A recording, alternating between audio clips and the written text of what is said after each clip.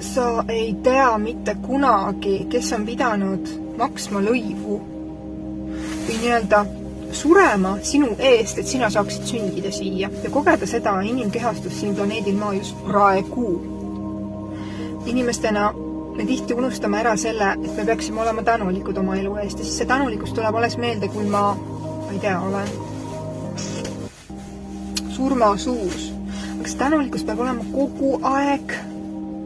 Isegi siis, kui sa oled oma elus täna mingis kohas, kus sa mõtled, et see on ebaõiglane või et miks mina, isegi siis tuleb sul minna ja leida üles see tänulikkuse noot. Ma just vaatasin siin ühe kliendi teemasse ja tema hingekoodi mustris oli just selline koht, kus tema vanaema kehastumise lugu oli seotud temaga.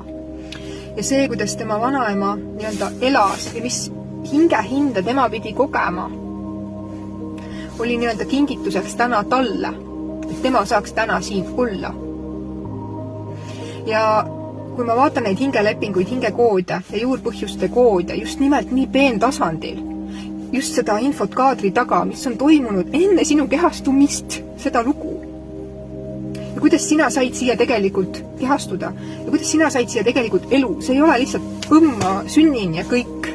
Siin on nii palju sügavaid nüansse, mida inimmõistus peaaegu ei hoomagi, aga kui need tuua nähtavale, siis sa mõistad, et 777, siis sa mõistad, et see, et sina oled täna siin, on eriline, on oluline, on tähtis.